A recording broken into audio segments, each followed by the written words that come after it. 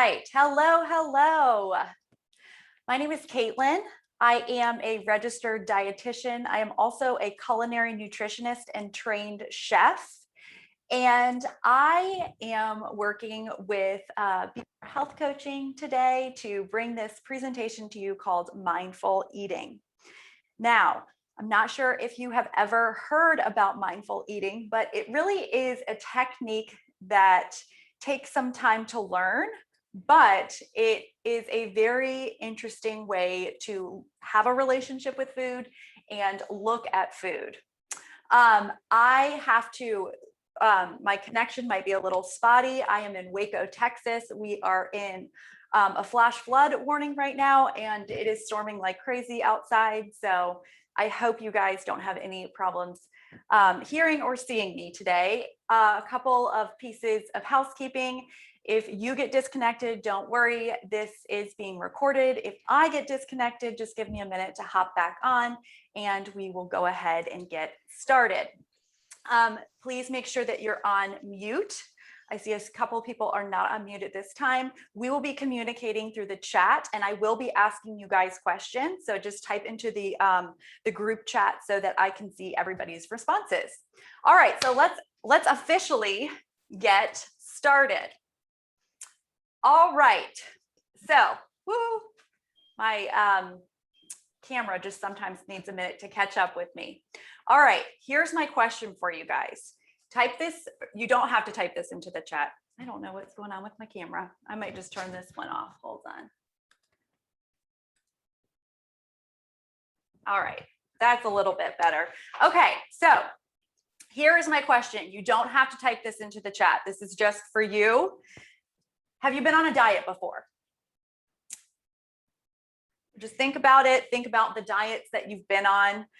We all have probably been on a diet at some point. The average American has been on about 4 diets in their lifetime. You know, dieting started a really long time ago. I wanted to begin this presentation with kind of the history of dieting, and I got a few chuckles when I started researching diets. So the first diet that really stood out to me was from the Victorian era. And this took place hundreds of years ago when women would wear the corsets and they wanted their waist to look a certain way. So they would take these pills called tapeworm pills. And essentially they were pills that had tapeworm eggs in them. And they were meant to grow tapeworms in your stomach to help you lose weight. So that sounds really healthy, right? And then we move into 1929, where there was another super healthy diet out there. And I say that, of course, jokingly. It was called the cigarette diet. And how it worked, it was actually a diet that was endorsed by cigarette companies. And you know what they said? They said, whenever you're hungry, just smoke a cigarette. And well, if you know how cigarettes work or the effect that they have on you, they actually can be an appetite suppressant. So they weren't wrong. However, that is worse than dieting, or not eating or eating. So craziness. Into the 1950s, we have the cabbage soup diet, and that actually came back around, I believe, sometime in the late 80s or early 90s. And the cabbage soup diet was basically you ate cabbage soup all day. Cabbage is almost no calories. It is a very highly, it's a vegetable that has mostly water. And so then you were allowed to have 1 meal per day. And in 1976, to conclude our diets through the years, was the Sleeping Beauty diet. And how this worked was you woke up, you started your day like normal. And then when you started to get hungry, you took a sleeping pill and you usually went back to sleep until the next day. And of course that worked because you had it was very hypocaloric. You didn't have a lot of calories.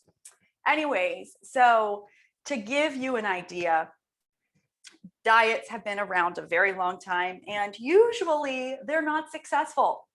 All right, so I want to share some statistics with you.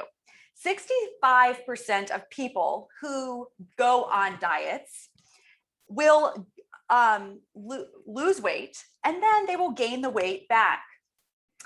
95% of people that successfully lose or successfully like start a diet, start losing weight, will not be able to continue that diet up to the year point, but through 5 years. So 95% of diets fail within the first 5 years, most of that being in the first year.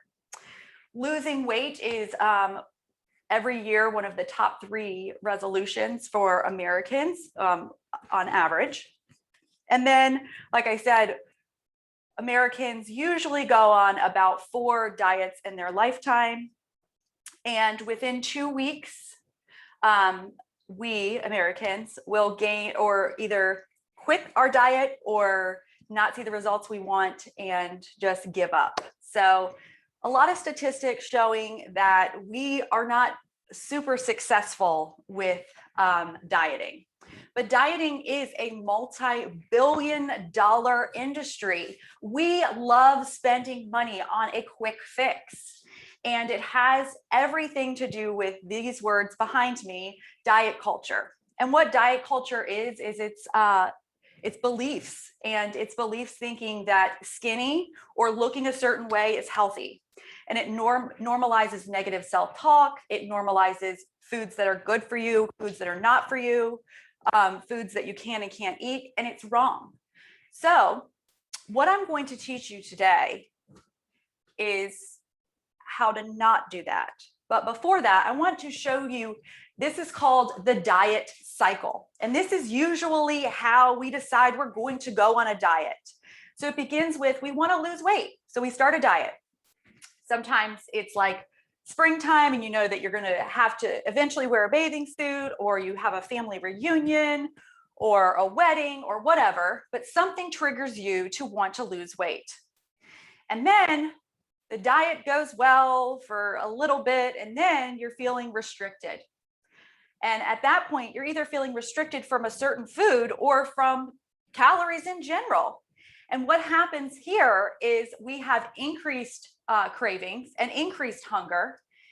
And then we kind of fall off that diet bandwagon, and we give up. And then you're not feeling good about yourself, and you're eating all the foods that you told yourself you couldn't have, and then you gain the weight back. And actually going on these cyclic diets or fad diets is actually doing our body a disservice. It is not good for our metabolism. So what it does is it actually messes with our hormones and makes it harder for us to lose weight down the line. So, like I said, we are going to be discussing and learning a very interesting way of eating and enjoying food. And this is mindful eating. And it's a tool that focuses on a person's awareness and experience with food. It's more than just eating, because food is more than just fuel. It is comfort. It is memories. It is so much more. And so I'm going to teach you how food can actually be an experience. I'm going to teach you how to begin to listen to your body and how to have a healthy relationship with food. And that is something we once did a long time ago. That is when we were children, babies, just like this cute little baby right here, we were mindful eaters. Now, if you've had a baby, if you've eaten near a baby, you will know babies, they cry when they're hungry. They listen to their body. They cry when they're hungry. When they get food in front of them, they look at it, they put it in their mouths, they feel it, and they experience it. And when they're done, they stop eating because they've listened to their satiety clues. And we'll talk about that more in a little bit. So we're really essentially trying to get back to the point in our lives where we were eating like babies, because they are mindful eaters. All right, so the first thing that I want you guys to do, to type into the chat, I want you to look at this plate of food, and I want you to describe this plate of food to me. Describe colors, textures, what you would notice offhand, and go ahead and type that into the chat. There's no wrong answer. This is how mindful eating begins, because there's different parts, color, red, white, brown, oily, crispy. It looks like a lot of food. It looks delicious. Maybe it's fried. Yes, all of these are right. Crunchy. All right, now we're going to look at another plate. And then we're going to kind of compare. All right, this is plate 2. What are we, not saying that either of these are wrong, because it just depends. Bright and colorful, fresh, healthy, refreshing. Awesome. Softer mouthfeel, fresh. Okay, beautiful. We are doing a good job. All right, so let's go back to the first one. First thing I notice is it looks like a pretty loaded up plate of food. That's just what I'm noticing. Clearly, people need different amounts of food. For me, that looks like a lot of food. There looks like to be a lack of color for me, and some people said greasy or fried. Yes, that is kind of what I see here. But the first thing is the lack of color. This one, yes, it looks healthy and refreshing and bright and colorful, and we'll get to that in a little bit. But for me, I'm probably still going to be hungry after I eat this. Maybe not. But I am kind of, I'm just kind of observing and going from there, you know? And mindful eating begins with looking at our food, just like we did in those pictures. Sometimes when you're beginning to mindfully eat, it is helpful if you want to take pictures of your foods just to get an idea on how much food you're consuming and the different colors. Now, all of this, I want to say, all of this is going to sound a little strange as I break it apart, but towards the end of this presentation, it will all make sense. So right now you're thinking, of course, I look at my food. I look at my food every day. But as we add all of these different little pieces together, it will really make sense. So the first thing you need to do is, just like that baby, you need to look at the different textures. Something you can do is look at the portion sizes. Is that a huge portion? How does it smell? You really need to take a moment and observe and be aware. A lot of times, if we have been through a fast food restaurant, or your spouse cooks dinner and you're ravenous, you don't even look at it. You just start eating. And so we've already kind of lost part of that experience. You want to look at your food, appreciate it, think about where it came from. Is it super processed? Is it more of like a whole fruit or vegetable? Look at it that way. All right, so now we got it down. We want to look at it. We want to focus on smells, colors, textures, and observing the food before we even take a bite. All right, next thing is a problem that we all have. Well, I shouldn't say all, but most of us have this, and it's slowing down. When I was in college, I have my first degree is in culinary arts and my second degree is in culinary nutrition. So I spent a lot of time working in restaurants, and my window to eat was not very big. So I would inhale my food, and I realized once I actually learned about mindful eating that I am a very fast eater. It takes about 20 minutes for our food to digest. You might have heard that before. It really is true. It takes about 20 minutes for our brain and our digestive tract to say, okay, I'm actually full. So we can't just inhale our food. So some things that work well with mindful eating is putting your fork down between each and every bite. It really is a challenge, especially if you are eating alone, but putting your fork down and chewing. Drink water between each sip of food. A lot of us, again, we're just inhaling our food and we're not really experiencing it. And taking a sip of water, kind of cleansing our palate, moving on after that. Something else you can do when you're beginning to learn about mindful eating and learn about how to incorporate it into your family's meals is actually whoever you're eating with actually kind of playing a game like you're on Top Chef or Chopped, where you're the judges, and out loud you say, the texture, this is really salty, this is fresh. And just really observing, again, it's being aware of the food that you have, appreciating the food, and really being in the moment. So that's where we are right now with mindful eating.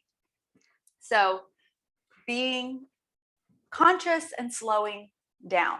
All right, next part of mindful eating.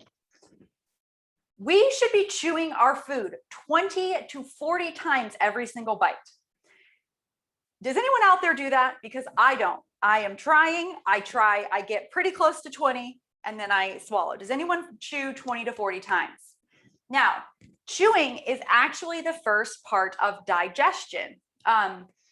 So what you're doing, if you're thoroughly chewing your food, you're actually making it easier for your food to digest, which if you have problems with digestion, whether it's IBS or anything like that, chewing your food can actually help you feel a little bit better.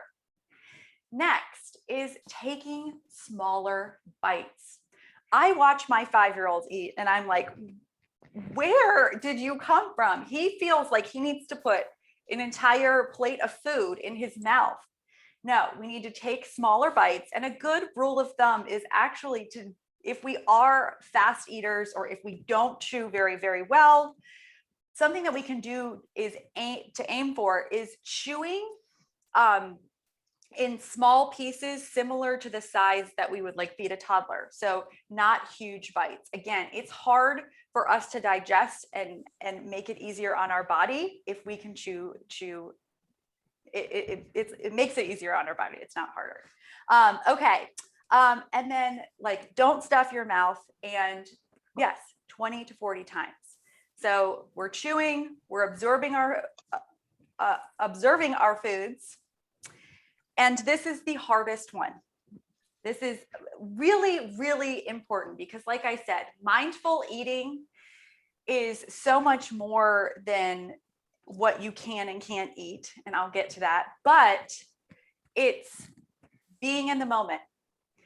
How many of you can say that you eat without distraction every meal? I guarantee there is a meal during the day that you are distracted with, either driving, you're on your phone, you're looking at an email from work, the TV is on, whatever it is, we are not paying attention. So my challenge for you, if you take nothing else from this presentation, try to eat without distraction. When we are distracted, we are eating more food because we are not observing, we're not listening to our hunger cues, we're probably not chewing very well, we have no idea of the portions that we're consuming. In my house, we do not, we have a family meal most nights of the week, but we don't eat in front of the TV. That's my biggest thing. And I don't mean like just meals, like we don't eat meals in front of the TV, but we don't eat snacks in front of the TV. When we're snacking in front of something, we are not even tasting or enjoying. We're just eating. It's almost filling another void. So this is my biggest challenge. And this is something that I preach to all of my clients when I see them is don't be distracted. Set aside 20 minutes for a meal, 30 minutes for a meal, and eat, enjoy, and actually appreciate the food that you're having. You will see that your portions will start to become smaller, especially if you're a distracted eater or if you eat very quickly. This will help you actually understand when your stomach is full, starting to be full. And with mindful eating, you will start to learn when to eat, when not to eat, when to stop eating. And that's where we are now. All right, so we want to listen to our body throughout the meal. What that means is first, start eating. How does the food make you feel? If it's super greasy, are you kind of feeling like, ugh? Usually greasy foods digest very slowly. They don't make us feel very good. During the meal, it's important to stop and think, am I getting full? Am I enjoying these foods? And actually just like stop and think about actually eating. Sounds weird. We normally just eat. But so I'm going to skip a slide, but I'll come back to it. I want to teach you guys. This is not the one I fixed. So I'm going to run through this, but I need to tell you that the number 5 is wrong. All right. So to listen to our bodies, this is how we do this. This is called a hunger scale. And again, you might not take much from this presentation. Maybe you take it all, but eating without distraction and this hunger scale are like my 2 important things that I want you to take away from this presentation. All right, so a hunger scale is how we begin to listen to our bodies. 1 is starving, like you're dizzy, you're about to pass out, you haven't eaten in however long, you are so hungry. 2 is you're very, very hungry, you have low energy, you might be feeling low blood sugar. 3 is you're pretty hungry, you definitely want to eat. 4 is you're beginning to be hungry and you're thinking about food, maybe not quite ready to eat, but it's definitely going to happen soon. 5 is labeled incorrectly. 5 is just neutral. You're not full, you're not hungry. You're just fine. 6 is you're slightly full, maybe pleasantly full. 7 is you're pretty full. You might be starting to feel a little bit uncomfortable. 8 is you're stuffed. 9 is you're uncomfortable. 10 is like the biggest Thanksgiving meal you've ever eaten in your entire life, and you need to unbuckle your pants. Okay, so now that we know that 1, we're dying of starvation, 10, biggest Thanksgiving meal ever in the whole entire world. All right, so a hunger scale works by I as a dietitian tell you that you really want to try and eat somewhere around a 3 or a 4.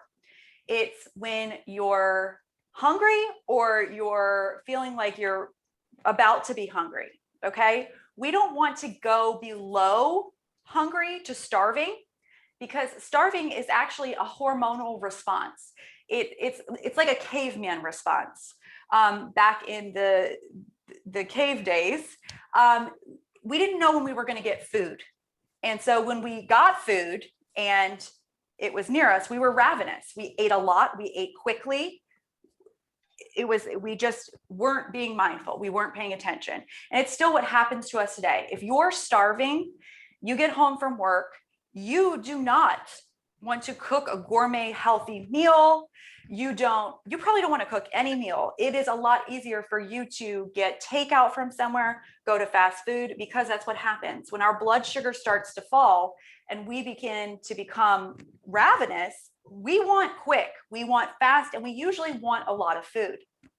So the challenge is starting to listen to your body. And it sounds weird, but I said at the beginning, even starting to take pictures of your food, just in the beginning, if you want to mindfully eat, to be aware of like the different colors you eat. Something I recommend too is when you're getting familiar with the hunger scale, like writing down how you were feeling if you ever did get starving. Like, what did you want to eat? They're usually not going to be healthy things. All right, so you're eating throughout the meal. It's important to say, maybe you're only halfway done with your plate, but you might be getting to that 6 or 7. So 6 or 7 is the sweet spot when we're stuffed. If you're starting to feel full and you're a fast eater, you're probably full. Again, we need that 20 minutes for our digestive system and our brain to work together and say, okay, I really am full. So slowing down, enjoying your food, and stopping around a 6 or a 7, where you're almost about to be full, maybe 7 being satisfied. Okay. Avoiding the mentality, I have to eat what's on my plate. I'm not saying you need to throw away what's left over. You can save it, but we don't have to finish our plates. when I showed you the picture of those two plates, I said that first plate for me looked like it was big. For me, that would be too much food. For you, maybe that is the right amount of food. It's different for every single person. So not focusing on plate size, but focusing more on how your body actually feels and if you're getting full. So to reiterate, 3 or 4 is when you want to start eating, when you start to feel hungry. Don't ignore your hunger signs. Your hunger, again, that's why for me personally, I don't recommend anything like intermittent fasting. I don't recommend skipping meals or breakfasts because eventually our body is going to become very, very hungry. And usually that's when good choices are not made. Also, as a general rule of thumb, I usually recommend people don't go more than 4 hours without eating. Our body uses food as fuel. And so if we want our body to be running as well as possible, I usually recommend that you don't go long periods of time without giving your body some fuel or some energy. Oops, I need to go back. So here's the cool thing about mindful eating. Once we have got a good relationship, we're getting a good relationship with food, we're listening to our bodies, we're in the moment with the food we're eating, you can enjoy whatever food you want. There's no such thing as a no food with mindful eating. That's the coolest part about this, is once you start adapting all of these different kind of, I don't want to say rules, but like guidelines, you will notice how your body feels. So you can go to a party and have a piece of cake. That's because you know that you're going to enjoy the cake. You're going to really appreciate it and not just have this humongous slice where you feel terrible afterwards and you crash because you had this huge portion because you never get cake. The cool thing about mindful eating is really enjoying foods that might not be the most healthful, knowing that there's no foods off limit. There's not that want what you can't have mentality. And a lot of times that comes with that diet cycle is if you say you can never have pizza, you can never have pizza, you can never have pizza, you're going to start thinking about pizza. You're going to see pizza commercials on the TV and you're going to think they're speaking to you. And that's the cool thing about this. Enjoy your pizza. Enjoy other foods with your pizza. And you'll start to notice when you actually start mindful eating, certain foods are going to make you feel better. And a lot of studies have shown that actually eating more fresh, healthy ingredients make you happier. Less processed foods. A lot of times processed foods have preservatives, additives, colors, dyes. And I do a whole presentation on that, which is crazy and so cool. But anyways, it shows that certain preservatives, certain colors or whatever can actually cause depression, mood swings, inflammation, constipation, bloating. And you will notice as you start to eat healthier or make better choices, most of the time, you're going to feel better. You're probably going to be eating less because you're aware. And once all these things fall into place, you can eat whatever food you want, whenever you want it, and you can enjoy it, which is so cool. All right, let's talk about water. All right. Who knows how much water you should drink in a day? It could just be a yes or no answer. It doesn't have to be how much. Well, Dave says 64 ounces. Awesome. Depends on your weight. From Kelly, half of your body weight in ounces. Whoever said that, Nicole, that's usually my general rule of thumb. Now, there are reasons you might need more water. There are reasons you might need less water. However, a general rule of thumb is half of your body weight in ounces. So what I recommend is keeping a water bottle close by, taking small sips throughout the day, especially if you have problems with like frequent urination and you feel like that's why you don't drink enough water. Prevent large gulps, just sip sporadically throughout the day. Something I also like to tell people is a lot of times appetite or hunger is confused with thirst. So by spreading out your hydration throughout the day, you might notice you're a little bit less hungry. I do recommend taking a sip in between bites when you're eating. That's always a good thing that you can do as well. I usually don't tell people, I would prefer that you would get your fluid intake from water and not from other beverages, but you can get fluid intake is fluid intake. So it's not just water intake, it's fluid. So half of your body weight in ounces would be the amount of fluid you would need per day. You would need more fluid if you are in a very hot climate. You guys are on the East Coast, DC, Maryland area. Am I right? Anyways, when it's super humid outside, if you are at a higher elevation, if you have done vigorous activity for more than an hour, if you have had diarrhea and vomiting, those are all increased needs for fluid. This is kind of an overshare, but I teach all about nutrition. One of the parts of that is hydration. So you yourself know when you're hydrated or when you're not hydrated usually. But it's hard to teach a young child or really understand from maybe an elderly person. And a good way is actually looking at urine. So if you have a child and teaching them, you really want your urine to be a very pale lemonade color. Anything darker than that indicates some sort of dehydration usually. Completely clear urine would indicate overhydration. It is possible.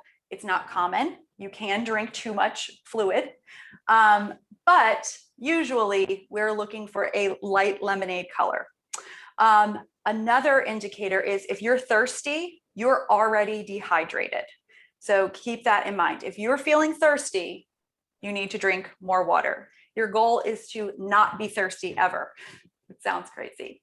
And then last thing I like to just throw in here is I get asked a lot of times about sports beverages, things like Gatorade, Powerade, that nature. Those are a lot of times used incorrectly. Those are used to rehydrate you after losing electrolytes. So sometimes I might see, I have a 5-year-old and they give him like a Gatorade after a 30-minute soccer game. That would not be a good use of Gatorade. My son did not lose all of those electrolytes and all of that fluid. There is also a lot of sugar in those sports beverages. And again, it has a time and a place. So if you've exercised for more than an hour, if you've done a very vigorous exercise, if you've been sweating a lot, or if sometimes it's used to help if you have had a lot of diarrhea or vomiting to replace the electrolytes. I didn't mean to get off on such a tangent about water, but I do. People just generally don't drink enough water. Okay, so another cool thing about mindful eating is you're going to learn the difference between something that babies know and we don't do correctly. We need to learn the difference between appetite and hunger. Appetite is you could eat. You're bored, you're stressed, you're sad, you're celebrating, anything. It's your desire to eat. It is not hunger, which is your body telling you, I want fuel. That is hunger. My stomach is growling. I'm starting to feel weak. Things like that. Those are hunger cues from our body. So you need to learn, and you will learn, especially if you're using the hunger scale. Okay, you're sitting on the couch. It's 8 o'clock. You're watching TV. You think, oh, I could have some ice cream. Ask yourself this question. Am I hungry, or do I just have an appetite? Would I get up to eat an apple or a banana, which would be clearly a better choice in calories, protein, or calories, carbohydrates, all that stuff. And then, or would you eat the ice cream? Are you just getting up to eat the ice cream, or would you get up for an apple or a banana? So if you would just get up for the ice cream, you're probably not really hungry. You're just wanting to fill a void. Okay. So listening to your body. Now, something we do, and it's been going on forever. It's not just us right now, it's everywhere, but we cope with our emotions with food.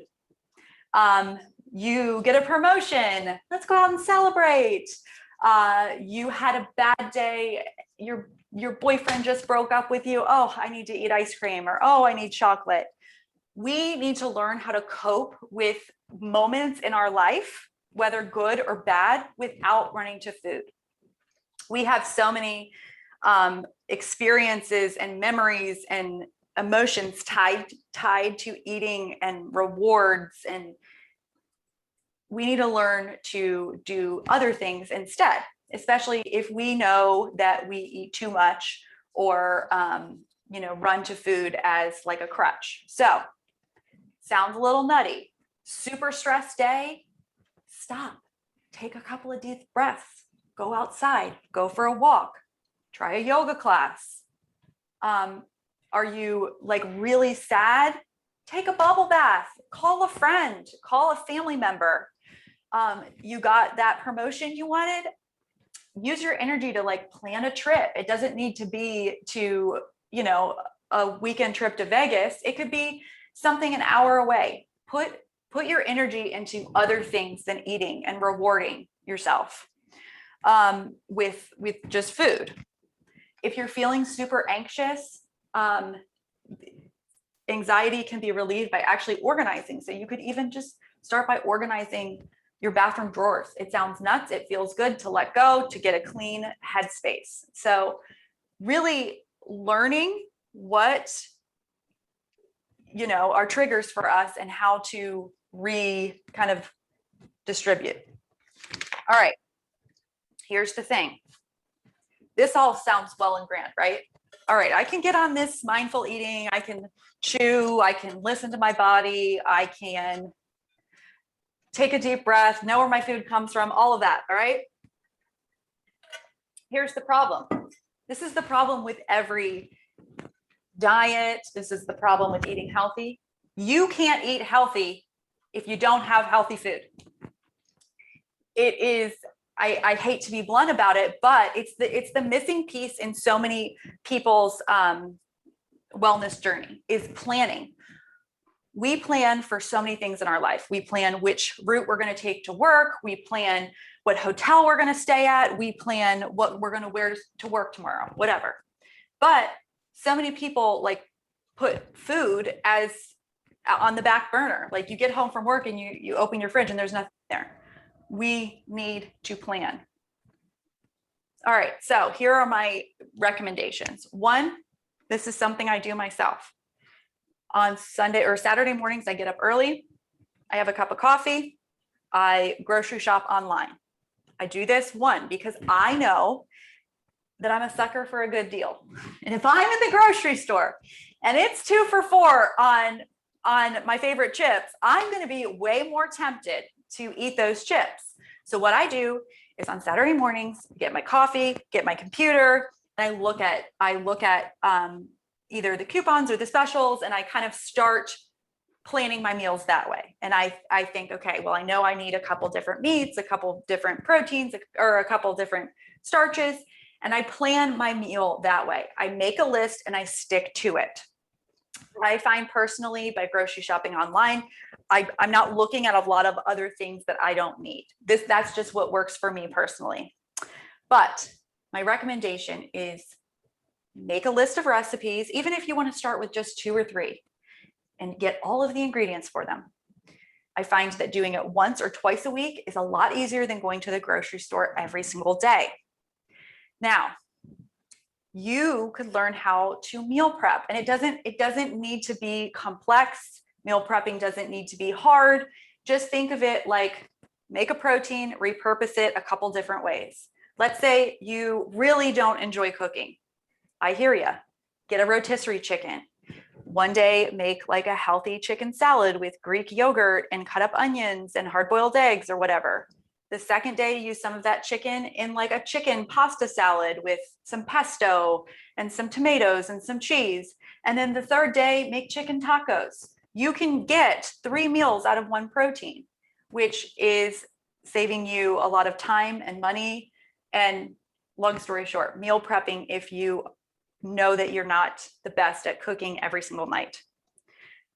Now, like I said, you can't eat healthy if it's not there. So what I also recommend is having healthy snacks.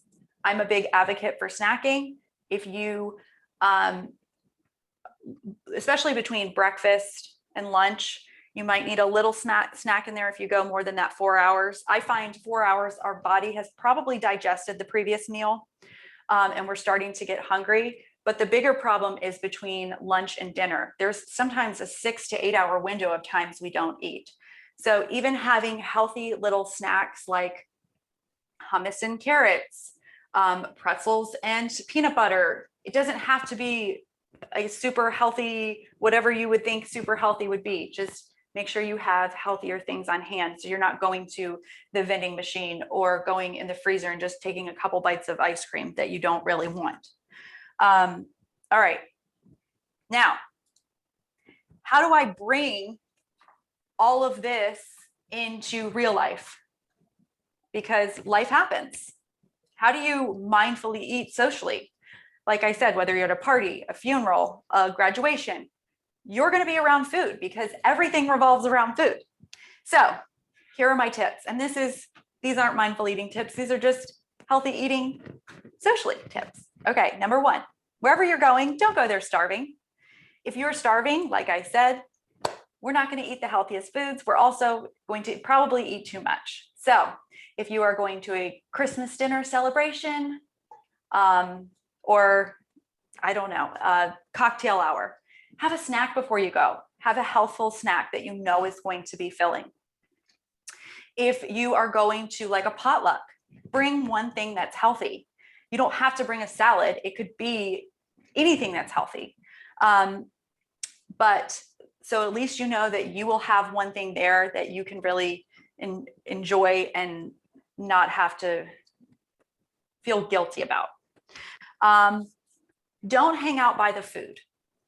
If this is a holiday work function and there is a buffet table of food, you and Chad should not be eating over by the food, because we're going to nibble, and that's the same thing when we're not paying attention. It's distracted eating.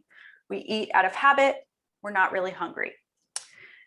If you are at a buffet or a potluck or whatever, start with smaller plates. We tend to want to eat what's on our plate. It's instilled into a lot of us since we've been young. You don't have to finish your plate. So if you're going somewhere where there's going to be endless amount of food, just use smaller plates. So that way, every time you finish a plate, you can reassess, you can think, oh, I'm actually okay. That's just how I think about it. Also, if you're super hungry and you didn't have time to take a snack before you go, load up on those foods that don't have a lot of calories and fat, like vegetables or fruit. Fruit can have a decent amount of calories, but it is very healthy. You're getting fiber and all of that. But if you're starving, start with a salad. That will kind of be a good filler, and it's going to take up some of that room that you could have just eaten French fries with instead. So kind of listening to your body that way. Oh, and last but not least, enjoy what you love. If you are at a birthday party, eat a piece of birthday cake. Don't feel like, oh, I can't have that birthday cake, I'm on a diet, because you can. And if you don't, a week later, you might just have a bad day and buy a whole birthday cake and eat it. But if you don't feel restricted, you're less likely to want it. All right, so benefits of eating mindfully. So I'm going to sum this up. Here, number 1, you will never be on a diet again. It sounds like a lot of strange things I'm telling you to do, but altogether they make sense. There are no foods that you can't have. the cool thing about eating mindfully is that you're going to learn, especially once you have started eating mindfully and you're getting a good idea of how certain foods make your body feel.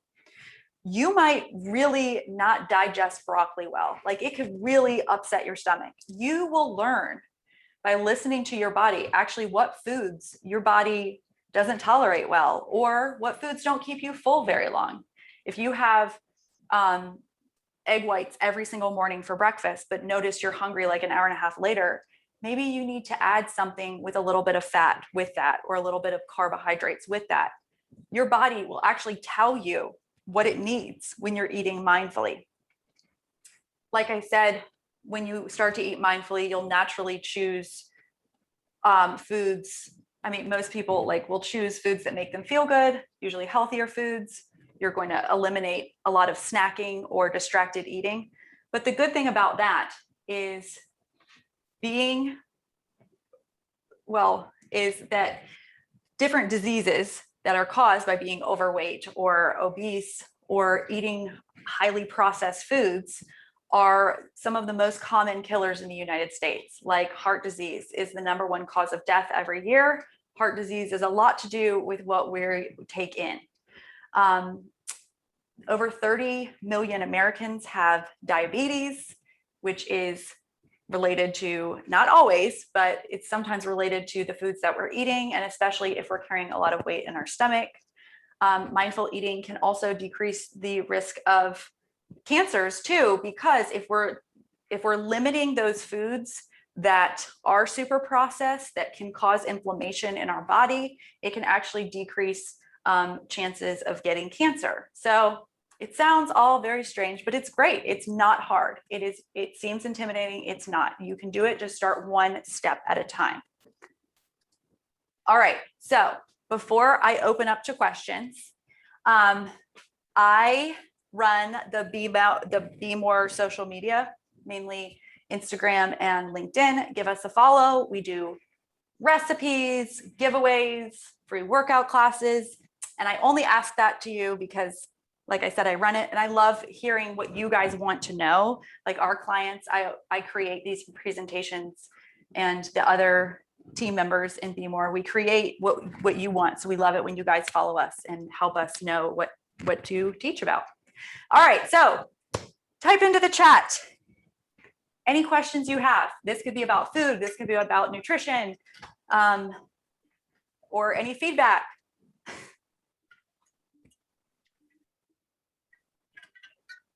Something I didn't already know.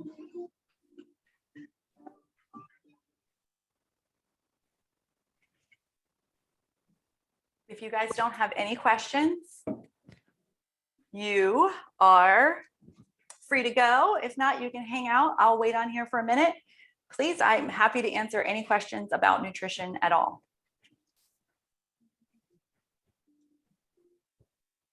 Is there any reason to count calories?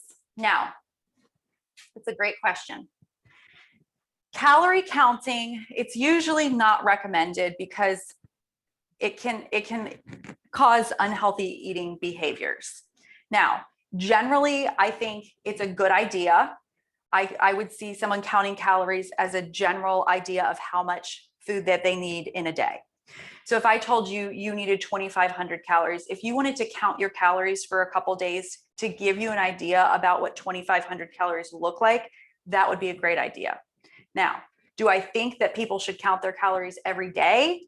No, that usually leads to kind of some sort of disordered eating. Not saying that you're going to have an eating disorder, but it is not healthy to feel like you have to count every single thing that goes in your body. And eventually it goes into that dieting cycle where you're like, oh, I just can't do this anymore, and give up and just eat a whole bunch of food. Another question, you provided so much useful info. Is most of the information you provided on Be More? We just do like frequent, well, on our social page, we do like frequent little things about this and that. This presentation is being recorded, so you can have a copy of it that way. You can also email me at, I'll type it into the chat. If you have like specific questions, I am happy to answer.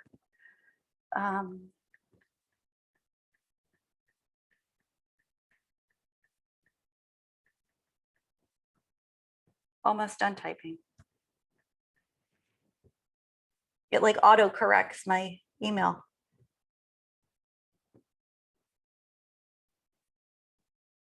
Okay, that's all one word, lewis.lowcountrynutrition@gmail.com. I'm sorry, it's spaced there. Melissa said, do you have any recommendations for ratios of fruits and vegetables versus protein? Yes, I do. It's very easy. One more time, there's no space in my email address if you guys wanted to ask me a question. All right, Melissa, My Plate. So if you've ever seen My Plate, it is, you can go to myplate.gov. It's a picture and it breaks your plate into quadrants. Usually we want half of your plate to come from fruits and vegetables. We understand that at breakfast, you're probably not going to have a quarter of your plate being a vegetable. It might be half fruit.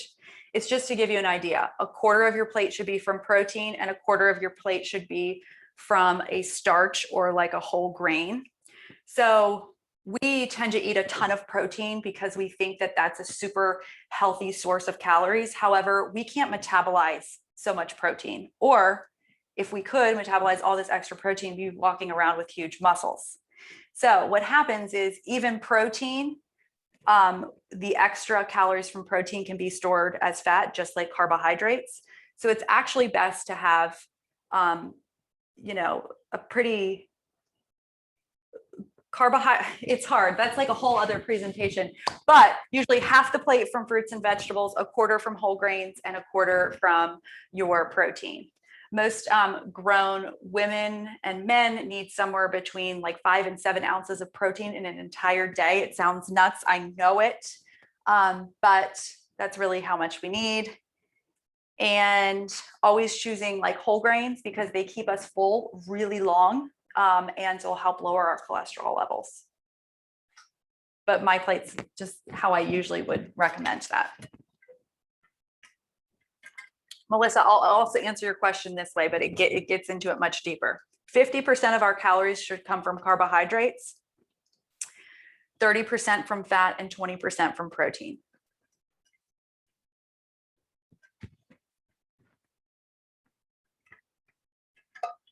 All righty. Well, if you got, oh my gosh, I really butchered my email address, but lewis@lowcountrynutrition@gmail.com. Oh, that's really bad. But you get the idea. Or you can find me on here. I run the socials. All right, you guys have a good rest of your day. You will get a copy of this recording. Thank you guys so much. I hope you enjoyed it.